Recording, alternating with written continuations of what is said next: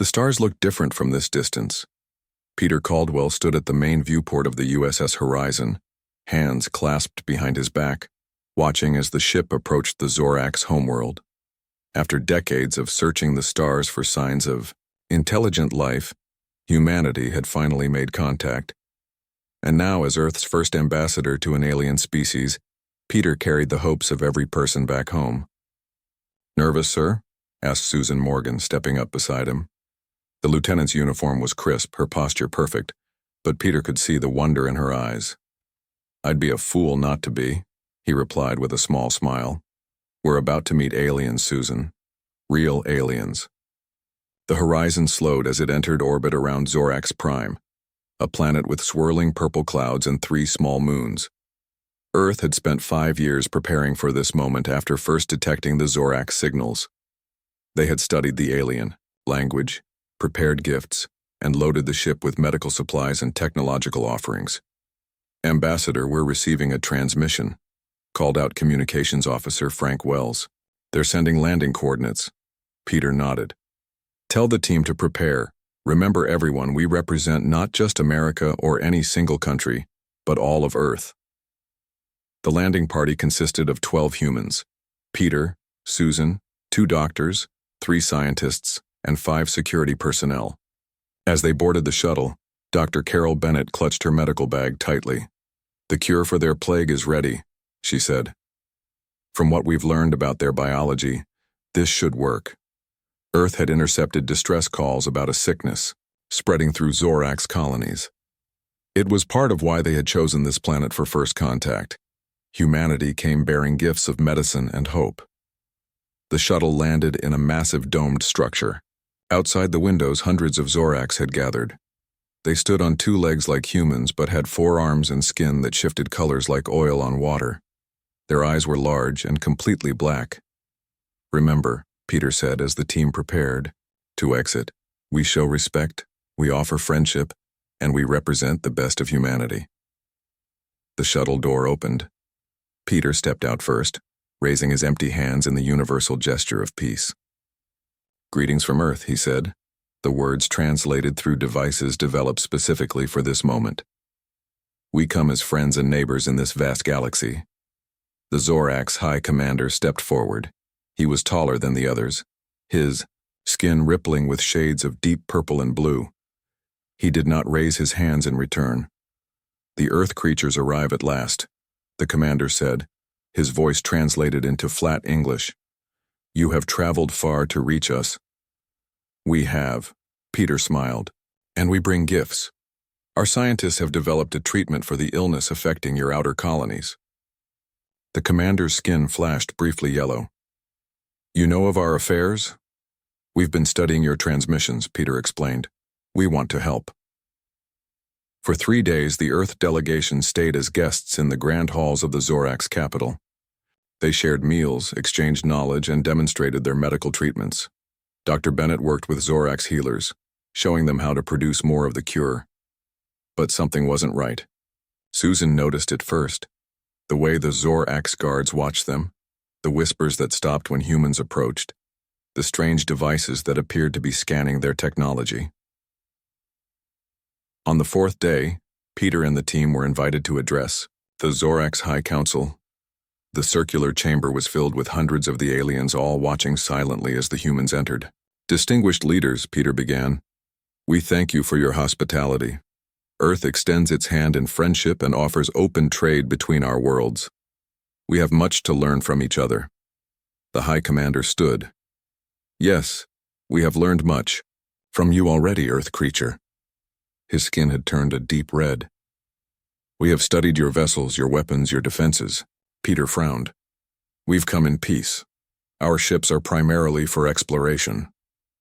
A sound filled the chamber, a clicking noise that the translators identified as laughter. "Peace," the commander repeated.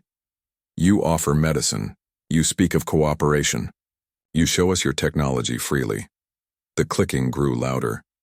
"In our galaxy, only the strong survive. Only the dominant thrive." The doors behind them slammed shut. Guards moved to block all exits. "What's happening?" Dr. Bennett whispered. The High Commander's voice boomed through the chamber. For generations we have conquered worlds. We have built our empire on the bones of those too weak to resist. And now the universe delivers us humans, a species so naive they mistake kindness for strength. Peter stepped forward. There's been a misunderstanding. There is no misunderstanding, the commander cut him off. Your kindness is weakness. Your cooperation is submission. You have shown us everything we need to know about Earth, how easily it will fall. Susan moved closer to Peter. Sir, we need to leave. Now. The first shot came from somewhere in the upper level of the chamber. One of the security officers fell, a burning hole in his chest. Then chaos erupted. Run! Peter shouted, pushing Dr. Bennett toward a side door as more energy blasts filled the air. Susan pulled her weapon, a simple stunner, as Earth had not wanted to appear aggressive, and fired at the nearest guard. It barely slowed the alien down. Frank tried to call the Horizon, but their communications were being jammed. The scientists huddled behind a fallen table as security tried to hold off the attack. This way, Susan shouted, finding a service corridor. The surviving humans ran, the sounds of Zorak's pursuit close behind. Peter was hit as they turned a corner, an energy blast burning through his shoulder. He stumbled against the wall, leaving a smear of red blood. Keep going, he gasped to Susan. Someone has to warn Earth. Not without you, sir, she said, trying to lift him. Another blast hit the wall beside them. Peter looked at Susan, his eyes clear despite the pain. That's an order, Lieutenant. Earth needs to know. 2 more security officers fell as they reached a small maintenance bay. Only Susan, Frank, and Dr. Bennett remained. They found a small transport vessel used for moving between the planet and orbiting stations. I can fly this, Frank said, studying the controls. As they prepared to launch, the main doors burst open. The High Commander himself stood there, flanked by guards. Your species will make an interesting footnote in our history, he said. The humans who thought kindness would save them. Susan fired her stunner at the ceiling, causing a power conduit to explode. In the confusion, they sealed the transport and launched. The small vessel shuddered as it broke atmosphere, pursued by Zorak's fighters. Frank pushed the engines beyond safety limits, heading for the jump point where they might be able to transmit a warning. On the main screen, they watched in horror as the horizon erupted in flames, destroyed by Zorak's warships that had been hiding behind the moons. They're broadcasting, Dr. Bennett said, her voice hollow as she listened to the translation. They're sending the footage of our delegation being attacked, as a warning to other species. They're calling it the consequence of weakness. Susan stared at the stars ahead as their small ship limped toward Earth. They think kindness is weakness, she said quietly. They've made a terrible mistake. Behind them, the Zorak ships gave up the pursuit, confident the damaged transport would never make it home. They didn't believe the humans worth chasing. They didn't believe Earth would ever pose a threat. They were wrong. 5 years passed since the day Susan Morgan returned to Earth with the terrible news. 5 years since the world watched the broadcast of their ambassador and 11 others being slaughtered. 5 years of preparation. The small conference room at the United Earth Defense Center was silent as Alan Hayes stood to address the gathered leaders. Once a military strategist for the American forces, he now served as director of Earth's Unified Defense Program. The Mantis ships are ready, he said, his voice steady despite the weight of his words. All 20 of them. Olivia Patel, seated at his right, nodded in agreement. As chief engineer, she had designed the ships that would carry humanity's response to the stars. Her hands still bore the burns from the early prototype tests, badges of honor in the race to protect Earth. Show us, said the council president, a woman from Nigeria whose brother had been one of the doctors killed in the massacre. Olivia tapped her tablet, and the wall screen lit up with images of what appeared to be ordinary research vessels. Sleek and white, they looked like larger versions of the peaceful horizon. These are what the enemy will see, she explained, her accent carrying hints of her Mumbai childhood. But these ships are named after the Mantis for a reason. With another tap, the images transformed. Hidden weapon systems emerged from concealed, Compartments. Armor plates shifted into position. What had looked like scientific equipment revealed itself as advanced targeting systems and energy weapons. "We learned from their mistake," Alan said. "They thought our kindness was weakness. They were wrong." In the 5 years since the massacre, Earth had changed. Countries that had once fought each other now worked together, united against a common threat. Resources that had been used for internal conflicts were redirected to defense and space technology. Outside the conference room window, the night sky over Geneva glowed with the lights of shipyards that had once been ordinary satellites. Earth's moon now hosted training facilities where soldiers learned to fight in low gravity. "And the Mercy Protocol?" asked a representative from Brazil. Alan nodded to a quiet man in the corner. Dr. Greg Spencer stood, adjusting his glasses nervously. Unlike the others in uniform, he wore a simple lab coat. "The Mercy Protocol weapons are functioning as designed," Greg said. "One warning shot that causes no permanent damage. A second shot that disables without killing. Only the third shot is lethal." "3 chances," Alan added. "More mercy than they showed us." The room fell silent again, remembering the footage of Peter Caldwell attempting to speak of peace even as energy blasts cut him down. "We've intercepted transmissions," Susan Morgan said from her seat near the door.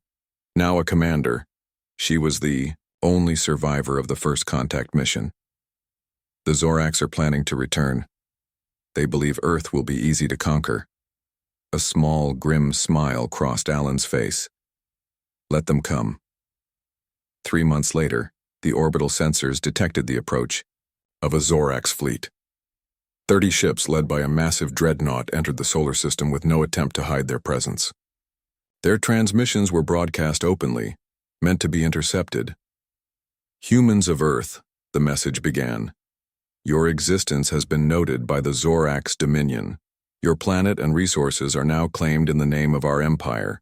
Surrender and serve or be eliminated." In the command center beneath the Rocky Mountains, Alan Hayes and Olivia Patel watched the message with calm eyes. "They expect us to be as we were," Olivia said. "Unprepared. Naive." Alan nodded to the communications officer. "Send our response." On screens across Earth, people watched as their single message was transmitted to the approaching fleet. "This is Earth. You are trespassing in our system. You killed our people when we offered friendship. You will not be given the same opportunity twice. Turn back now." In homes and public squares, humans held their breath. Many prayed. Some cried. But none suggested surrender. The Zorax response came quickly. "Your threats are as empty as your understanding of the galaxy. We will take what we want." They had their chance, Alan said quietly. He pressed the command that would activate the DAR, defense system Earth had spent 5 years building. "Launch the fleet." From hidden bases on Mars, from the dark side of the moon, from underwater facilities on Earth itself, 20 ships rose to meet the invaders. They looked peaceful, harmless, just as the horizon had been. The Zorax commander's transmission showed his shifting skin colors, blue and purple with specks of yellow that the Earth xenologists now understood to be amusement. "You send research vessels to fight us?" the alien asked, clicking with laughter. "You have learned nothing." "We have learned everything," Alan replied. "We learned that the galaxy doesn't understand kindness, so we will teach a different lesson." He gave the order, and the Mantis fleet revealed its true nature. The first Zorax ship to fire found its weapons suddenly disabled by targeted electromagnetic pulses, technology adapted from what Earth had freely shared 5 years ago. The second ship that moved to attack was met with precision strikes that destroyed its engines, but left the crew compartments intact. "What is this?" the Zorax commander demanded, his skin now flashing alarmed reds and oranges. "This is Mercy. Protocol," Alan answered. "You get one warning, you've received it." On the main screen, they watched as the Zorax fleet regrouped, clearly surprised by Earth's resistance. 3 of their smaller ships turned and fled. The rest formed attack positions. "They still think they can win," Olivia observed. "Then they haven't been paying attention," Alan said. The battle lasted less than an hour. The Mantis ships moved with a speed and coordination that the Zorax couldn't match. Earth weapons found weak points that should have been unknown to humans. But Susan Morgan had spent 5 years studying every frame of footage from the first contact, identifying vulnerabilities. When only the Dreadnought remained, its engines damaged and weapons offline, Alan opened a channel once more. "Your fleet is defeated," he said to the Zorax commander, whose skin had turned a pale, sickly gray. "But unlike you, we offer mercy even to those who showed us none. Your remaining crew may board escape pods. We will allow them safe passage out of our system." The commander's black eyes seemed to narrow. "You would let us live? After victory?" "We are not you," Alan replied. "Kindness is not our weakness. It is our choice. Remember that when you tell others what happened here." After the escape pods were away, the Dreadnought was destroyed by a single precise strike.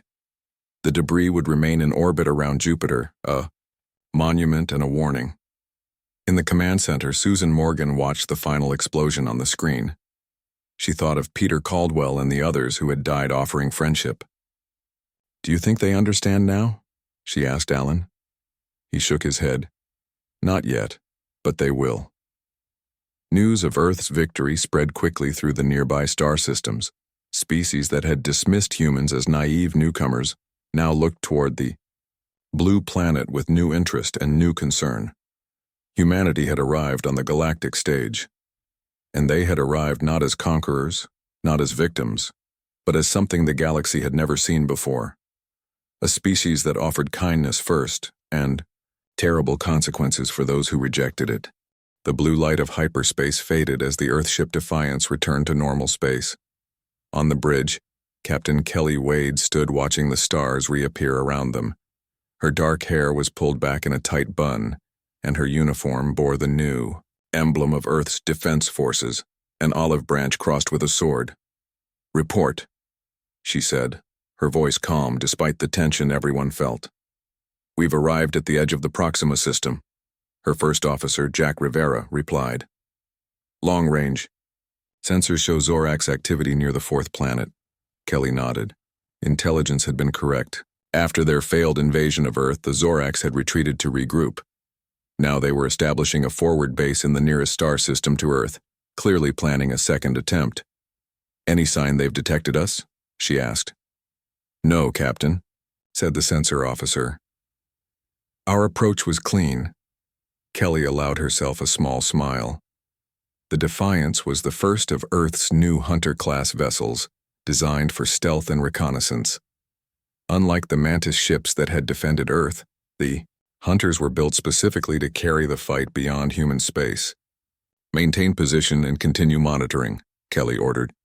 "I want to know exactly what they're doing before we make contact." For 3 days, the Defiance watched from the shadows of a small moon. They observed Zorax ships bringing equipment to the fourth planet. They intercepted communications about weapon placements and attack plans. And they learned that this was not just a small outpost. It was the staging ground for a major assault force. On the 4th day, Kelly called her senior officers to the briefing room. "It's time," she said, pointing to the holographic display of the Zorax base. "They've assembled a fleet twice the size of the one that attacked Earth. If we wait any longer, they'll be ready to launch." Jack leaned forward, studying the display. "Are we calling for reinforcements?" Kelly shook her head. "No time. Besides, Earth Command wants to send a message. The Zorax need to understand that humans won't just defend our home. We'll take the fight to anyone who threatens us." "Mercy protocol?" asked the weapons officer. "As always," Kelly confirmed. "They get one warning." The Defiance moved silently, out of its hiding place, approaching the Zorax fleet with its weapon systems still concealed. Kelly opened a channel on all frequencies. "Attention Zorax forces. This is Captain Kelly Wade of the Earth vessel Defiance. We know you are preparing to attack our world. We offer you one chance to dismantle your base and leave this system peacefully." The response was immediate. On the main screen, a Zorax commander appeared, his skin rippling with angry reds and oranges. "The human female speaks with false bravery," he said, his translator making his voice sound mechanical. One ship against our fleet? Your species still doesn't understand how the galaxy works. Kelly's expression didn't change. We understand perfectly. You believe strength comes from fear and domination. We believe strength comes from justice and restraint. This is your only warning. Leave now. The Zorax commander's skin flashed yellow, the color of amusement. Your warning is noted, human. Here is ours. The screen showed a small Zorax attack vessel firing on the Defiance. The energy beam struck the ship's hull and dissipated harmlessly against the advanced shields. They've made their choice, Kelly said quietly. She pressed a button on her chair. All stations, execute first strike protocol. The Defiance transformed. Hidden weapon ports opened along its hull. Stealth systems deactivated as power was diverted to offensive systems. What had appeared to be a single moderate-sized ship now revealed itself as a deadly war vessel. The Zorax commander's yellow skin turned pale as he watched the transformation. What is this trickery? This is humanity's answer to those who mistake kindness for weakness, Kelly replied. Then she ended the transmission and gave the order to attack. The Defiance moved with stunning speed for a ship its size, targeting the nearest Zorax vessels with precision strikes. The first volley disabled engines and weapons systems without, destroying the ships. True to the Mercy Protocol, Earth forces gave the enemy one chance to surrender. Some took it, most did not. As the battle intensified, 3 more Earth ships dropped out of hyperspace, Hunter-class vessels that had been waiting just outside the system.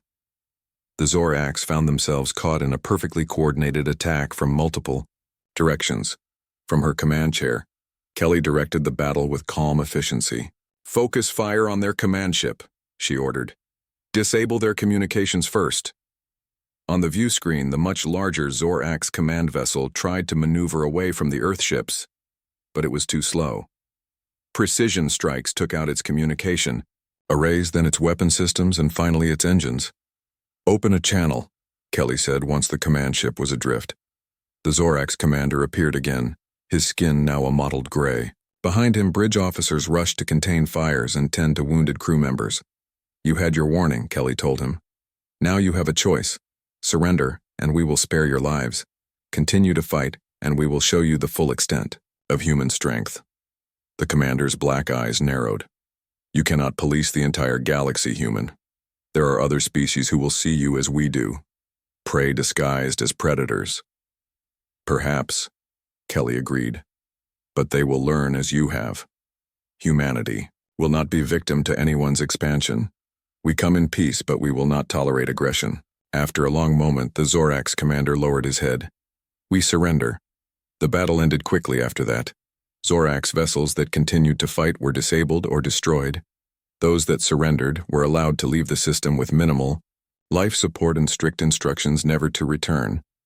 As the last enemy ships limped away, Jack Rivera stood beside Kelly on the bridge. Do you think they've learned their lesson? He asked.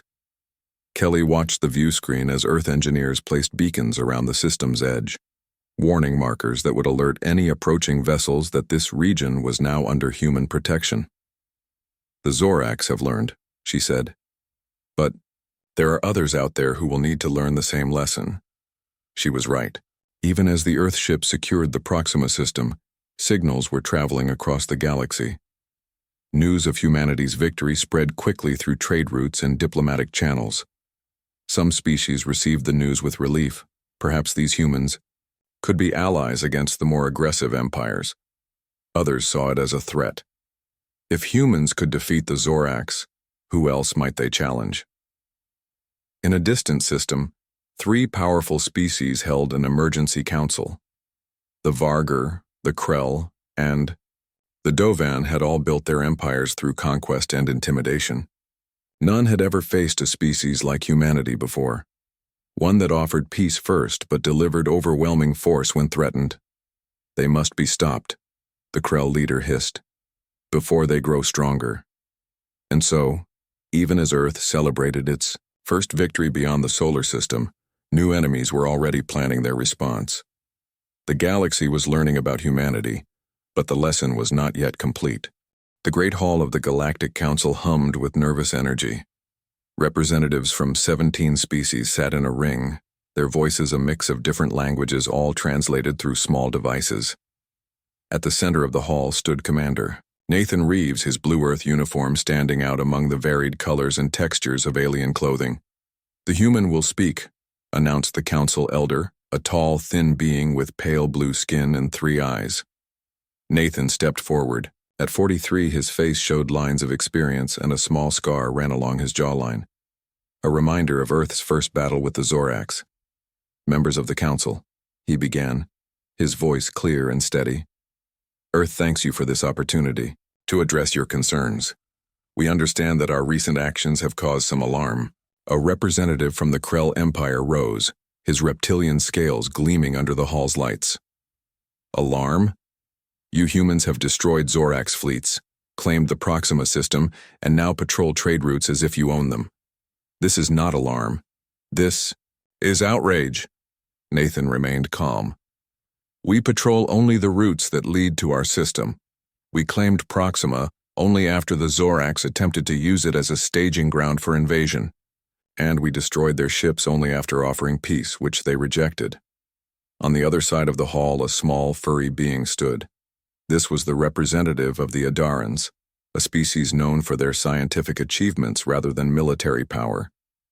"The Adarans would remind the Council that before the Zorax incident, humans came to our space offering medical technology and cultural exchange," the representative said.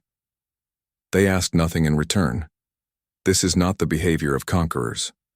The debate continued for hours. Some species, mostly those who had suffered under Zorax expansion, defended Earth's actions. Others, particularly the Krell, the Vargar, and the Dovan, called for sanctions against humanity. When the council adjourned, without reaching a decision, Nathan met with Earth's ambassador, Diane Carter, in a small room adjacent to the hall. Unlike Nathan's military uniform, Diane wore the white and gold robes of Earth's diplomatic corps. "That could have gone better," Nathan said, loosening his collar. Diane smiled slightly. "Actually, it went exactly as we expected. The council is divided, which means no unified action against us." She gestured to a star map displayed on the wall. 7 systems were highlighted in green. "While you were keeping the council busy, I've been meeting privately with representatives from these systems. They're interested in forming what we're calling the Tellurian Alliance." Nathan studied the map. "These are all smaller powers. The scientific Adarans, the trading myth, the agricultural Plavs." "Exactly," Diane nodded. "Species that have been pushed around by the larger empires. They see Earth as a potential protector." "And what do we get in return?" "Knowledge, trade, cultural exchange." Diane's eyes showed a hint of the same steel that had transformed Earth's military. "Everything we originally wanted when we first reached out to the stars." While diplomatic efforts continued at the Galactic Council, Earth expanded its reach. The Hunter-class ships, now numbering 20, patrolled human space and escorted merchant vessels from friendly species. The first Earth trading outpost was established in the Adaran system, offering human goods and technology in exchange for alien scientific knowledge. And on the fringes of Zorax space, a curious mission unfolded. The Earth vessel Mercy, painted white with red crosses instead of military markings, approached a small Zorax colony world. Scans showed the planet was struggling. Crop failures and water shortages threatened the population of nearly 40,000. Inside the ship's medical bay, Dr. Laura Simmons prepared supply crates. Each contained water purifiers, engineered, seed stocks that could grow in the planet's difficult soil, and medicines for the illnesses that had followed the food shortages. "Are you sure this is wise?" asked her assistant, looking nervous. "These are the same people who killed our first delegation." Laura continued her work. "These are farmers and their families, not military. And yes, this is exactly what we should be doing." The Zorax colonial governor was suspicious when the Mercy established orbit and hailed the surface. His skin flashed, warning colors when the human ship identified itself. "We want nothing from Earth," he said, his translator making his voice sound harsh. "We're not here to take anything," Laura replied from the Mercy's bridge. "We're here to give. Your people are suffering. We have supplies that can help." Why would you help those who tried to destroy you? Laura's answer was simple. Because that's who we are. The first supply drops were met with suspicion. Zorak security forces surrounded the landing zones, weapons ready. But when the crates contained exactly what the humans promised, food, medicine, water purifiers, word spread through the colony. By the third day, Zorak civilians gathered at the landing sites, their skin colors showing curiosity and cautious hope rather than fear or anger. On the fifth day, a Zorak's military cruiser arrived, demanding the Mercy leave immediately. The human ship complied without protest, but not before dropping the last of its supplies. As news of the mission spread, the galaxy's response to humanity grew even more confused. The Zorak's leadership denounced it as a trick, a way to infiltrate their territory. The Krell called it a sign of weakness, but many others saw it differently. Here was a species that could defeat the Zoraks in battle, yet still offer help to Zorak civilians in need. The confusion turned to shock when a Purge coalition force, ships from the Krell, Vargar, and Dovan, empires, ambushed Ambassador Diane Carter's diplomatic shuttle on its way to a meeting with Adaran scientists. The attack should have been quick and deadly. 3 warships against 1 small, lightly armed diplomatic vessel. The coalition expected to send a clear message about the consequences of supporting humans. They were unprepared for what happened instead. When the first Krell ship fired, the diplomatic shuttle's outer hull shimmered and changed. What had appeared to be a standard vessel revealed itself as one of Earth's newest designs, the Wolf class. Smaller than the Hunters but even more heavily armed, it was disguised as a diplomatic shuttle specifically to draw out enemies who might target Earth's representatives. Diane Carter herself took command, her diplomatic robe set aside to reveal a commander's uniform underneath. "This is Ambassador and Commander Diane Carter," she broadcast to her attackers. "You have fired upon a diplomatic vessel in neutral space. Under the Mercy Protocol, you have used your one warning. Prepare to be disabled. The Wolf-class vessel moved with stunning speed, firing precision shots that crippled the Krell ship's weapons before it could fire again. The Vargar vessel managed to launch a volley of missiles, but point defense lasers destroyed them before they reached their target. Only the Dovan captain had the wisdom to retreat immediately, jumping his ship to hyperspace before it could be disabled. When it was over, Diane opened a channel to the crippled ships. "You will be left with enough power for life support and communications," she informed them. "Tell your leaders that Earth welcomes peaceful contact but will not tolerate aggression. Tell them that next time there will be no warning shots." News of the ambassador's victory against overwhelming odds spread faster than any previous story about humans. Throughout the galaxy, the message was clear. Whether through kindness or through strength, humanity would not be pushed aside. And in the shadows, the remnants of the Purge Coalition began to plan a more comprehensive response, one that would require all their combined might to eliminate the human threat once and for all. 10 years had passed since the day Susan Morgan returned to Earth with news of betrayal. The planet that had once reached out with open hands now extended a careful embrace to friends and a steel fist to enemies. And at the center of human space stood Fleet Admiral Lisa Chen, the woman who had transformed Earth's defense forces from a hopeful dream into the most respected and feared power in the known galaxy. Lisa stood at the window of her office on the space station Unity, watching Earth rotate slowly below. At 52, her black hair showed streaks of gray, and the uniform she wore carried more medals than she felt comfortable with.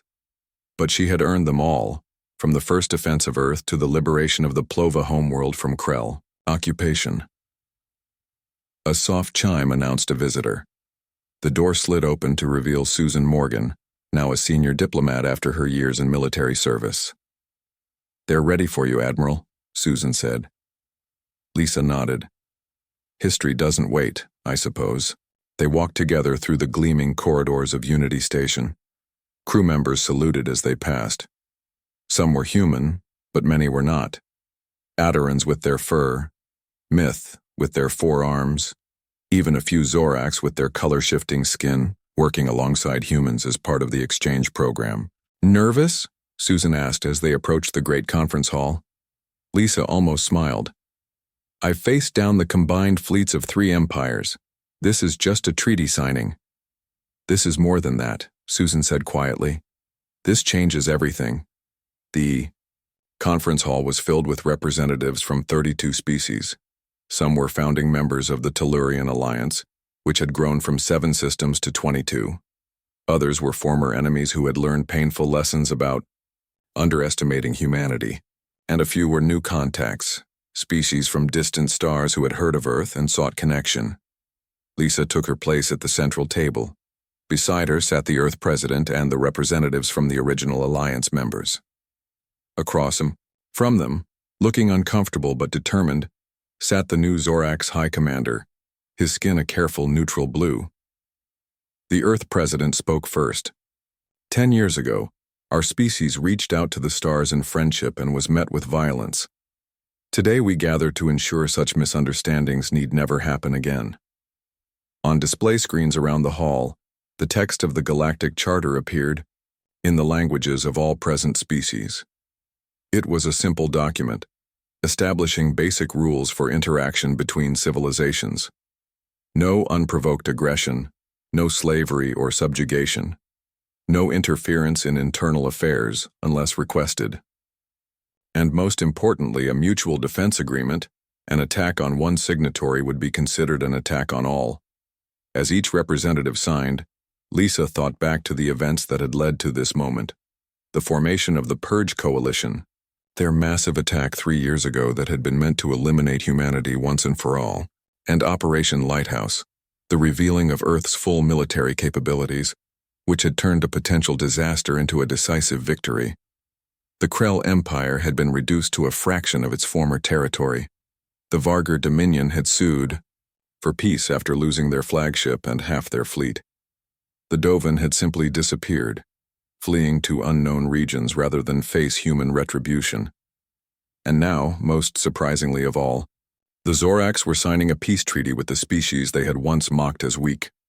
When it was the Zorax commander's turn to speak, he rose slowly, his skin rippling with shades of green, the color of sincerity in their species. "The Zorax people once believed that strength came only from domination," he said, his translator conveying his words in clear, simple language. "We saw kindness as weakness. We saw cooperation as submission. We were wrong." He turned to face Lisa directly. "Humans taught us that true strength lies in the ability to show mercy when you have the power to destroy, to offer help even to those who once harmed you. This is a lesson our children now learn in their earliest education." After the ceremony, Lisa found herself back at the window of her office staring at the stars. Susan joined her carrying 2 small glasses of amber liquid. "Earth whiskey," she said, offering one to Lisa. "I think we've earned it." They drank in silence for a moment, before Susan spoke again. "Do you ever wonder what Ambassador Caldwell would think of all this? Of what we've become?" Lisa considered the question. Peter Caldwell had been her instructor at the academy, long before first contact. She remembered his passionate belief in peaceful cooperation. "I think he would be proud," she said finally. "Not of the warships or the battles, but of the fact that we never forgot who we are. We never became like those who hurt us." She gestured to a small display on her desk, showing a live feed from a distant planet. Human doctors worked alongside, alien healers treating children from a dozen different species in a hospital built by Earth engineers. For every weapon we designed, we also created medicine. For every ship we built, we grew food for struggling worlds. We remembered Caldwell's mission, even when we had to fight. Susan nodded, her eyes on the hospital scene. Kindness with consequences. Exactly. Lisa set down her glass. The galaxy mocked Earth's kindness. They saw it as weakness, as naivety. Now they understand. Our kindness was always our greatest strength. They just needed to see what happens when it's rejected. On her desk, a communication panel lit up. A young officer's voice came through. "Admiral, we've received a signal from the exploratory vessel Discovery.